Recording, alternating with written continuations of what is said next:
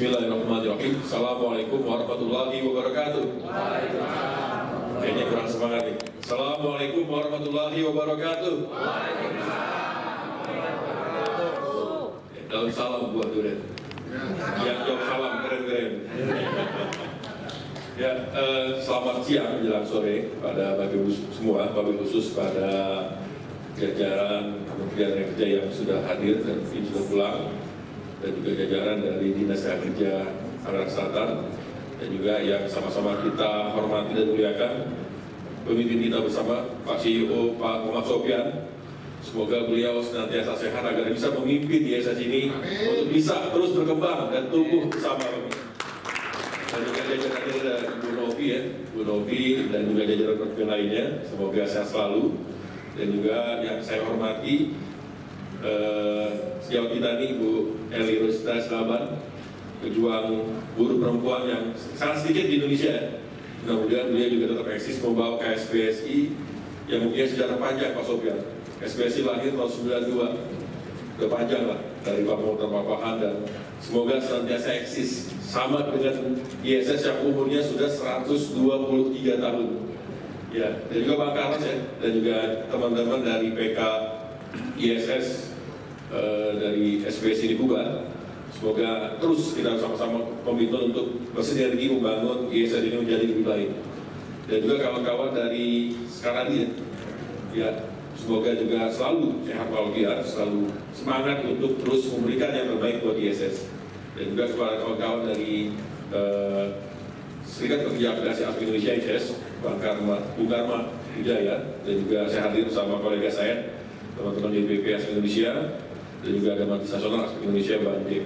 Ya, teman-teman semua, tadi 10 SKS kita dapat ceramah dari Ibu Dirjen, luar biasa. Dan juga tambahan 4 SKS dari Pak Sofyan dan 4 SKS dari Mbak Elila. Mudah-mudahan ini adalah sebuah keberkahan ilmu bagi kita semua. Kita menjadi lebih cerdas. Inilah manfaatnya silaturahim. Silaturahim itu yang tadinya kita nggak kenal, kita jadi kenal. Ya, yang tadinya kita nggak punya informasi, dapat menjadi informasi. Dan mudah-mudahan juga yang tadinya rezekinya jauh menjadi lebih dekat lagi. Ya, yang utangnya banyak dia cepat lunas. Ya, teman-teman, tadi menarik apa yang disampaikan oleh Bu Dirjen, yaitu tentang keberlangsungan bisnis. Dan ini sekali lagi menjadi tema sentral dalam berbagai topik ekonomi dunia, termasuk di World Economic Forum, di Davos juga, tentang keberlangsungan bisnis ini menjadi satu hal yang penting. Itu bagi teman-teman bisnis. Bagi teman-teman buruh, keberlangsungan kerja juga menjadi satu hal yang sangat penting, betul nggak? Betul. Nah, inilah dua topik yang saya pikir akan pernah berhenti, yang menarik untuk terus kita elaborasi. Ya, teman-teman pengusaha ingin bisnisnya berkembang, dan kita apresiasi dan terus kepada ISS. Saya pikir satu hal yang tidak mudah bisa bertahan di ISS dunia itu bisa bertahan 123 tahun. Ini satu hal yang luar biasa.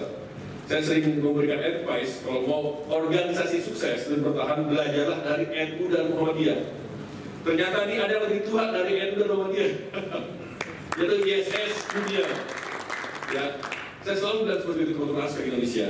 Ketika NU dan Muhammadiyah ataupun organisasi lainnya yang bertahan sampai hari ini, mereka punya visi besar, mereka punya visi mulia, ya, yang terus mereka jaga sampai dengan hari ini.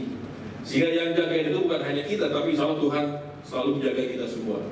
Dan saya yakin sekali ketika ISS Global itu juga ada Unilever ya di perusahaan lain yang umurnya juga sangat tua gitu kan. Pasti mereka ya walaupun tidak sempurna, pasti kebaikannya banyak. Pasti kebaikannya banyak. Nilai-nilai kebaikan pasti menjadi tema sentral dalam bisnis mereka. Nah, kita berharap juga ISS Indonesia yang baru berusia 28 tahun, umurnya bisa eksis dan langgeng. Ya walaupun kita semua di sini hidup atau meninggal, kita berharap besar ISS masih tetap ada di Indonesia. Sepakat nggak? Nah, itulah yang menjadi harapan kami. Nah, Bapak Ibu sekalian, hari ini tadi saya Bu Menteri, Bu Dirjen sudah pulang. Kita berharap sekali PP 35 tidak direvisi dulu. Kita pengen lihat juga isi seperti apa. Walaupun juga kita sudah dengar beberapa di forum, beberapa kali dibahas, sangat terbatas forumnya. Kita pengen pengen sekali itu dibahas ulang gitu kan, karena kita sangat menolak keras PP 35. PP 35 itu yang kemudian membuat banyak kerugian yang dialami oleh kaum buruh Indonesia. Nah, saya sangat yakin sesuatu yang tidak baik pasti akan menimbulkan ketidakberkahan, betul nggak? Betul.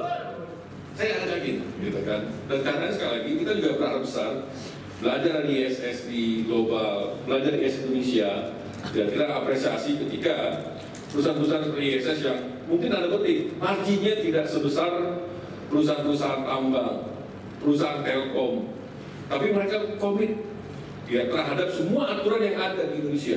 Terus kalau bagi ISS, ya. Itu yang menjadi harapan kita, gitu kan. Dan kita juga berharap besar 10 tahun setback dunia buruh Indonesia mundur ke belakang, kita berharap besar di era Pak Prabowo ini kemudian bisa bangkit. Karena apa? Bisa jadi salah satu faktor ya beberapa klien atau konsumen dari ISS ini kemudian tutup sederhana karena bisnis di Indonesia sedang lesu, termasuk dunia. Dan khusus Indonesia hari ini ada dua tema sentral Pak Sofyan yang menjadi kecemasan kita. Pertama adalah maraknya PHK. Yang kedua adalah jatuhnya kelas menengah. Ya, turun kasta kelas menengah. Ada sekitar 9 juta kelas menengah yang turun mendekati miskin dan bahkan menjadi miskin. Nah, buat kami sederhana. Problem dari daya beli yang jatuh atau kelas menengah yang jatuh sederhana. Karena living wage-nya itu nggak dijaga oleh Pak Jokowi kemarin. 2013 Pak SBY sudah mengatakan di depan Kadin, mengatakan sudah saatnya Indonesia meninggalkan kebijakan era upah murah. Di 5 tahun Pak SBY berkuasa, UMP naik 85%, rata-rata 17% per tahunnya. Yang tertinggi di 2013, DKI naik hampir 43%. Di Gus Dur, saat dia menjadi presiden hanya 2-3 tahun, ya, dengan kondisi ekonomi yang lebih parah dari hari ini, apa yang dilakukan oleh Gus Dur? UMP tahun 2000 naik 49%. Ya, 2001 naik 27%, 2002 naik 37%. Apa yang disampaikan oleh Gus Dur? Saya ingin daya beli masa Indonesia kemudian menjadi tumbuh, sehingga pasar domestik menjadi kuat. Bukan hanya buruhnya yang naikin upahnya, tapi juga PNS di era Gus Dur 3 tahun terakhir naiknya 270%. Apa dampaknya? Dampaknya adalah Indonesia tanda petik cepat pulih dari krisis ekonomi. Betul nggak? Terasa kan? Tapi yang kita rasakan hari ini 10 tahun di era yang lalu kita tutup lah ya. Tapi faktanya adalah kita semua menderita. Perusahaan menderita, kemudian juga buruh menderita. Betul nggak? Nah, saya sudah sampaikan ini di beberapa forum. Ya, untuk langsungan ekosistem yang baik, semoga IGS juga dapat klien baru sederhana. Ketika memang kita berharap besar kepada pemerintahan baru ini, ya, belajar banyak dari ISS. Kita pengen investor yang masuk ke Indonesia belajar di ISS, yaitu investor yang berkualitas, perusahaan yang mau tunduk patuh terhadap hukum Indonesia, terhadap aturan yang ada, masuk adalah aturan perubahan yang ada di Indonesia ini. Nah, hari ini, ya kan, mereka ngakunya adalah padat karya, tapi mereka minta upah di bawah upah minimum. Ini curang gitu kan. Dan ini yang jadi masalah ketika kemudian bisa meratakan antara perusahaan-perusahaan yang ngakunya sudah bermasalah bisa meratakan dengan perusahaan-perusahaan yang menengah atas. Ini nggak fair. Ini yang kemudian membuat daya beli bisa jatuh. Ketika upah jatuh, daya beli jatuh, maka sederhana, nggak ada bisnis yang bisa berkembang di Indonesia. Maka salah satu cita kita pada Indonesia, salah satu juga harapan kita kepada ISS bisa berkembang, maka yuk bareng-bareng nih. Bareng-bareng kita selamatkan daya beli masyarakat. Ya.